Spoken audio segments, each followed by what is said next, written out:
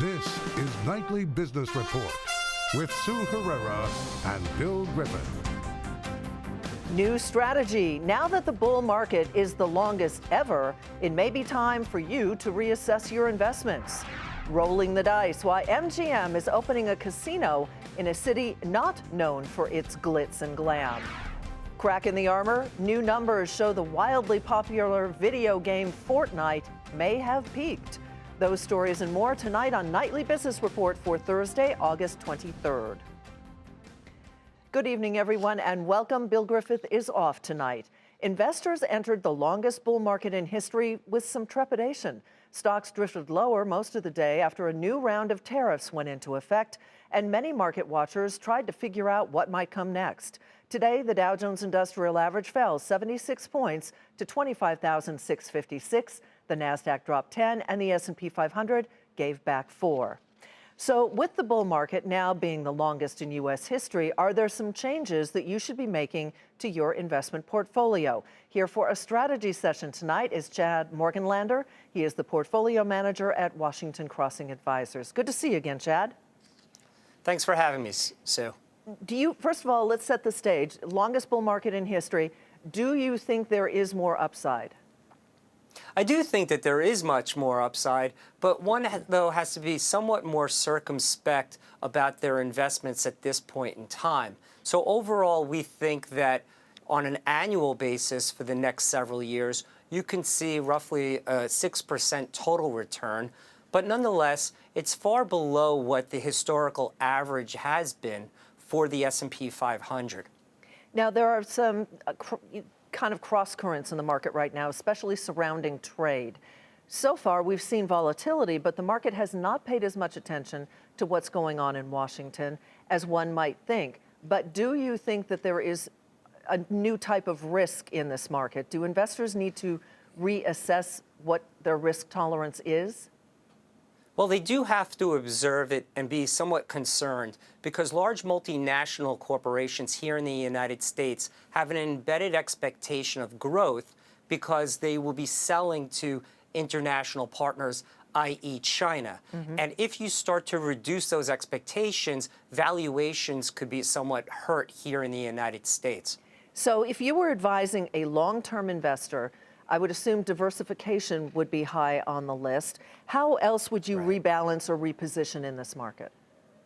So because you've had this great bull run over the last 10 years, we would advise investors potentially to move up the quality spectrum, get a little bit more balanced within one's portfolio. Do more or less a 60-40, 60 equity, 40% in fixed income and cash. One also has to keep in mind that cash now is starting to return roughly about 2 to 2.25% if you go and you buy a CD or a money market fund. So cash is now becoming much more of a competitive asset class, unlike it was 18 to 24 months ago. And that may have as well sapped from total return from the S&P. Chad, thank you so much. Chad Morganlander with Washington Crossing Advisors. And as we've mentioned, trade issues put investors in kind of a cautious mood today. The White House, as expected, imposed a fresh round of tariffs on $16 billion worth of Chinese imports. China retaliated immediately with an equal amount of tariffs on U.S. imports. That sent shares of Caterpillar and Boeing lower, both of which are viewed as bellwethers on global trade. Separately, a Chinese delegation met with Treasury officials for a second day of talks, which could lead to additional talks a bit later this year. Top business leaders are concerned about changes to the country's immigration policies. Members of the Business Roundtable sent a letter to the Department of Homeland Security saying some changes are, quote, causing considerable anxiety, end quote, for thousands of their employees. The letter also suggested that the nation's economic growth and competitiveness could be threatened. Members of the Business Roundtable include Apple's Tim Cook, IBM's Ginny Rometty, and Pepsi's Indra Nooyi. There are some more signs of softening in the housing market. Sales of newly built homes fell unexpectedly to a 9-month low and were hit especially hard in the Northeast. While sales fell, the Commerce Department reports that the median price of a new house rose to more than $328,000 in July. Meantime, the average rate on a 30-year fixed-rate mortgage fell to 4.51% last week. its third week of declines. Central bankers are watching that housing market very closely as they meet for their annual gathering in Jackson Hole, Wyoming. But that's not the only thing under discussion. Steve Lieseman takes a look at what's on the minds of some of the world's most influential economic policymakers.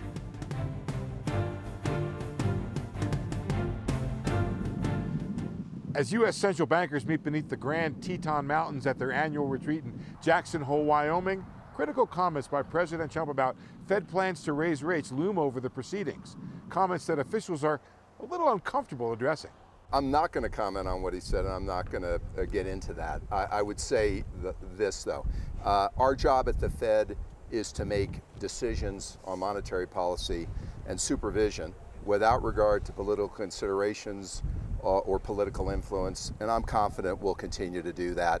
What they're not uncomfortable talking about are the president's tariff policies. Farmers that grow soybeans are concerned about the implications. Businesses that have some part of the supply chain that they think could get disrupted are raising questions about uncertainty in terms of their own investment. The way I think of it is to watch this carefully and to try to judge how much uncertainty is flowing through to the economy that could cause people to pull back on investment and ultimately slow the trajectory of growth.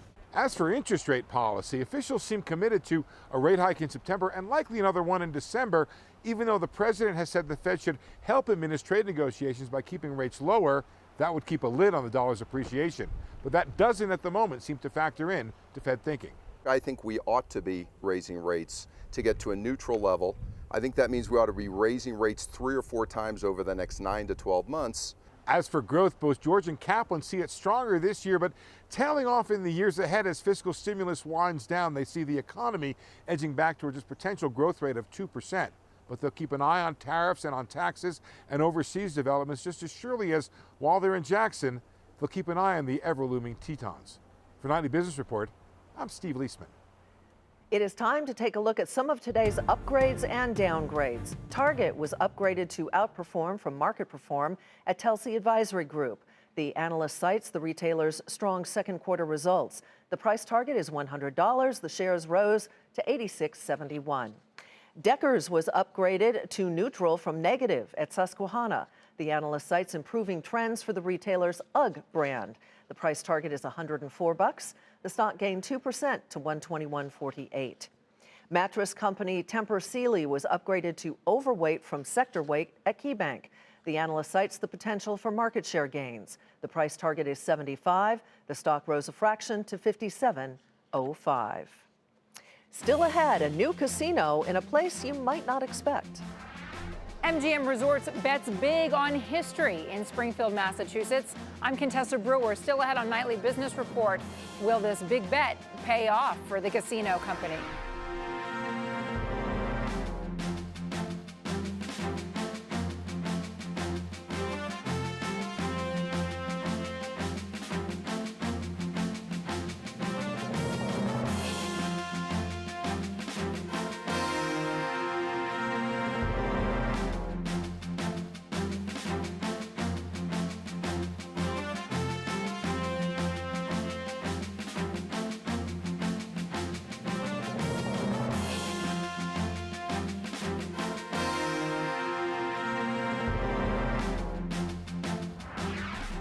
The Treasury Department today issued new regulations to enforce the cap on state and local tax deductions, a cap that was part of the tax bill signed into law last year.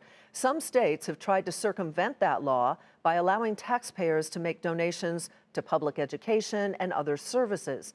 Charitable donations are not subject to the same cap. Today's move by the Treasury blocks that strategy. A new casino is about to open its doors, not in Las Vegas or Atlantic City, but rather in Massachusetts. MGM's new project will be the first resort to open in that state. And as Contessa Brewer reports from Springfield, a big effort was made to make sure it blends in.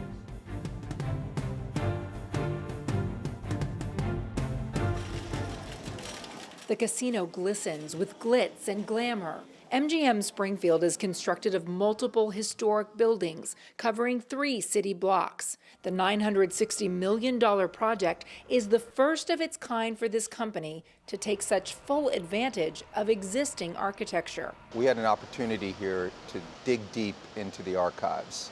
This doesn't happen often, and we didn't want to squander that opportunity. Inside, bits of Springfield's history are on display: an antique bank vault, sports memorabilia, and an Indian motorcycle, which were manufactured here. Outside, the casino fits seamlessly into the old architecture. I'm getting notes and cards. Geez, Mayor, Don, we haven't been downtown in years. It looks great. In 2011, tornadoes tore through town, damaging a third of Springfield. People have been displaced. I really felt that we had to at least try. We're best as a company when we're faced with big challenges. The mayor says MGM will be the biggest taxpayer, with $25 million annually in taxes. And he says the casino is a catalyst, drawing other new development, boosting attendance to attractions like the Dr. Seuss Museum and the Basketball Hall of Fame, and offering a change of fortune for hardscrabble entrepreneurs. We were working very hard, just trying to make the ends meet. It's been a tough go for Rebecca Meridian ever since her dad died more than a decade ago. She runs the same dry cleaning business her great-grandfather started, Park Cleaners. Now, she's landed an MGM contract to clean the employees' uniforms. Now our goals have shifted into possibly growing. And hired 12 new workers, adding to the 4 she already employed. Even as Springfield opens its doors, MGM is facing stiff competition from casinos in Connecticut, New York, New Jersey, and soon from Massachusetts itself. No problem. MGM predicts it will draw in the casino crowds by blending the old and the new. I feel like we've gotten to a point where people are going to feel inspired by being here. As this city of fewer than 200,000 residents gets ready for a surge of 15,000 visitors on opening weekend, the Uber drivers and restaurateurs, the car dealers and the dry cleaners look with optimism on a new city even previous generations would recognize. My dad would be so proud. He would be so excited. Across this historic New England city, a sense that Lady Luck may have returned to town. In Springfield, Massachusetts, Contessa Brewer, Nightly Business Report. McDonald's faces another food scare, and that's where we begin tonight's Market Focus. The New York Department of Health is investigating whether breakfast sandwiches caused more than 22 customers to fall ill. The franchisee has since closed the store and sent the food items in question out for testing. The news comes, though, after customers in 15 states became infected with a parasite after eating McDonald's salads. Shares were off nearly 1% to 159.05. Honeywell raised its annual profit forecast, citing strong sales momentum. The aerospace parts maker said it would receive $3 billion in one-time dividends from its planned spinoff of 3 business units. It will use that money to buy back stock and reduce debt. The shares rose 1% to 157.91. The Chinese e-commerce company Alibaba reported a 60% increase in sales from a year earlier, but it also warned that a $3 billion investment in a newly formed division would hurt profits in the near term. The shares finished down 3% to 172.23. And the meat producer Hormel topped quarterly sales expectations, but cut its outlook for the year on tariff concerns. The company said levies on pork, steel, and aluminum would cut its annual profit by as much as 6 cents per share, and that warning sent Hormel shares down 3% to 37.33. Sears is closing another 46 stores. The move is an attempt to stem losses. The troubled retailer already closed more than 100 stores this year alone. Shares of Sears, which is now a small cap stock, were off nearly 6% to $1.11. Well, midterm elections are approaching, and they could spell uncertainty for the markets. Joining us to talk about what could lie ahead for stocks is Jeff Bush, partner at the Washington Update. Good to see you again, Jeff. Welcome back. Thank you, Susan. Thank you for having me. Let's kind of set the stage here, if we could. The fourth quarter, traditionally, how does it fare for the market? And is it different this year, given some of the disruptions from Washington? Well, the fourth quarter generally is a good time for the market. There's no doubt about that. I think what's a little bit unique in this midterm cycle versus previous midterm cycles is you have such a bifurcation between the perceived very pro-business friendly Republican Donald Trump platform and the platform that the Democrats are moving to, which is perceived to be a little less business friendly. Things like Medicare for all and so forth. So I do believe there's going to be a bit of a challenge or a softening effect to the fourth quarter of this year, especially if the Democrats take the majority in the House in November of this year. Yeah, that's what I was going to say. Is that really the key to how this market might perform if we do see changes in the House and or the Senate? Well, I think what would surprise the markets more is if the Democrats did take control of the Senate. But I think it's fairly well baked in that the Democrats have a good chance of taking back the House. The reality is, though, the Democrats can't enact that agenda with a Republican Senate. So it really is much more of a softening effect rather than a true big impact to the market, in our opinion. Yeah, because gridlock, usually the market likes that. Yes. But, yeah. Others say it's not going to be true gridlock. It's hard to know. Yeah, true. This type of gridlock is a little bit different because all the political energy in the United States right now is at the extremes of both parties. And anytime you're dealing with extreme elements on either side of the political spectrum, it still lends itself to fireworks and headline volatility. Well, you just took the words right out of my mouth. Do we expect, if not a dramatic softening, at least more volatility, especially around the trade issue? Oh, I think there definitely will be more volatility in the marketplace if the Democrats take control of the House. If the Democrats do take control of the Senate as well on a simple majority basis, that will even amplify that volatility as well. Trade is a wild card in the sense that it really is the purview of the president more than Congress. Mm-hmm. So the president really will have a lot of say in that trade space. If I do anticipate if the president or the Republicans lose the House, that we'll see the president double down on his trade efforts because it is one area that he has a lot of control in. All right, we will see. Jeff, thank you so much. Jeff Bush with the Washington Update. We've been reporting extensively on the impact tariffs are having on businesses across the country. Some are benefiting from them, others are not. Tonight, Kate Rogers takes us to Pottstown, Pennsylvania, where one manufacturer is realizing that the tariffs he hoped would help his company are actually hurting.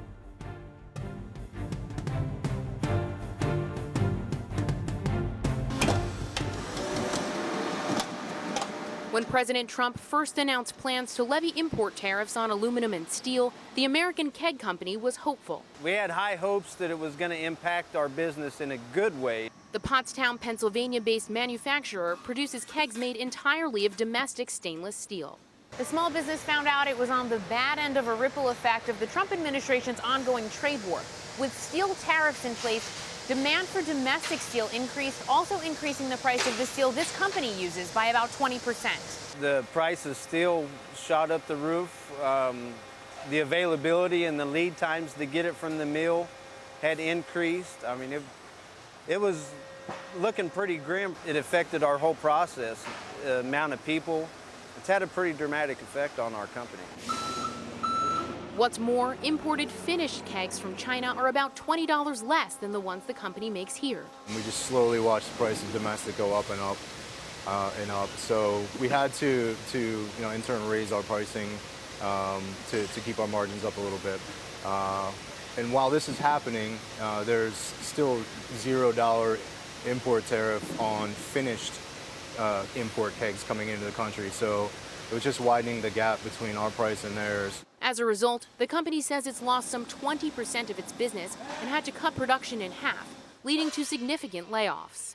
It hits home pretty hard. I hired in every single one of our employees, and I had to lay over a third of them off. We used to run 3 shifts. This place used to be packed all the time. People had decent jobs. People had an income that they could count on. One day you're giving somebody a chance at employment, and the next day you're telling them they don't have a job anymore. American Keg CEO Paul Zacher was in Washington, D.C. this week, testifying in support of the additional tariffs on $200 billion worth of Chinese goods, particularly on imported kegs from China that are pouring into the country tariff-free. It's those imported kegs that have been taking business away from domestic companies like American Keg. For now, it's a waiting game to see how these tariffs shake out and whether they'll level the playing field for companies here at home. For Nightly Business Report, I'm Kate Rogers, Pottstown, Pennsylvania. And to read more about this business owner's story, you can head to our website, nbr.com. Coming up, new game plan? Is the hottest video game of the summer starting to cool off?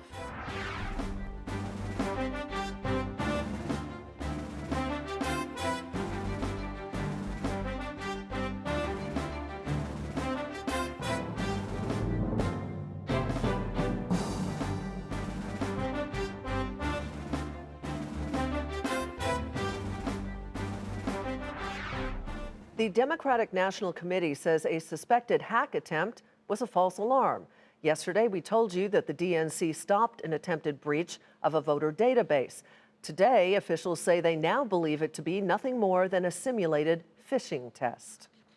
The number of lawsuits against the weed killer Roundup are mounting. Bayer, the owner of Monsanto, which makes that product, says 8,000 legal complaints were filed as of the end of July. This follows a legal decision that ordered Monsanto to pay nearly $290 million in damages to a school groundskeeper for not warning him about the potential cancer risk of using that spray. America's largest grocery chain is ditching plastic. Kroger plans to phase out single-use plastic bags. Kroger orders 6 billion bags a year. Its goal is to become a fully sustainable business with zero waste by the year 2025. The company says the decision is in response to feedback from its customers. Well, if you have a teen or a tween, like I do, chances are they are playing Fortnite. As we've reported, the game seemingly became an overnight hit, but Fortnite's fast rise may be starting to slow. Julia Borston has the details. Fortnite has been a gaming phenomenon since launching last fall, topping $1 billion in in-game revenue as of May. But with Fortnite's explosive revenue growth slowing dramatically, Superdata Research says the data suggests the game's peak may be behind us. Fortnite's revenue grew just 2% from June to July, and that's down from over 32% revenue growth between March and April and 71% growth between February and March. Though Polygon co-founder says the trend might reverse when kids are back in school and the social appeal of the game kicks back in. I think kids are, away, traveling, vacation, what have you. Fortnite's a very social game. It doesn't really get a lot of that press, but kids play it together. They'll bring all their phones together and play together. So you're not really having that environment. But once the school year starts, I think you will see more of an uptick. Other bad news for Fortnite. According to Twitch metrics, after dominating viewing for the first half of the year, Fortnite just today lost the top spot of most watched games on Twitch.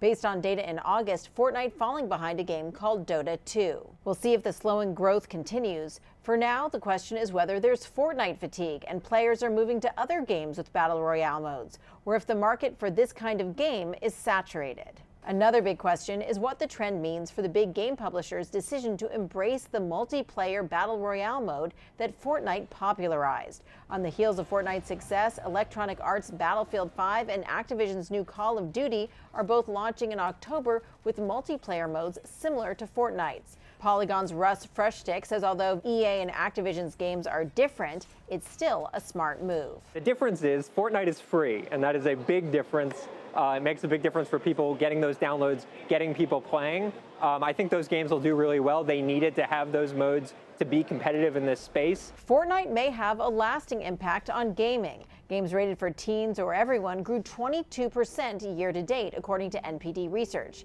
That's attributed in part to Fortnite bringing more kids into gaming. For Nightly Business Report, I'm Julie Borston in Los Angeles. And finally tonight, as college students head off to school, the job search website CareerCast has ranked the majors with the best career prospects. Here are some of the top-ranked subjects. Accounting. More than 90% of these majors are employed, and the industry is expected to expand. Business management. The study says that degree can help secure a job in many fields, including human resources and consulting. And chemistry. CareerCast points to that industry's high-paying jobs. And that does it for Nightly Business Report tonight. I'm Sue Herrera. We'd like to remind you that this is the time of year your public television station seeks your support. We thank you. Have a great evening. We'll see you tomorrow.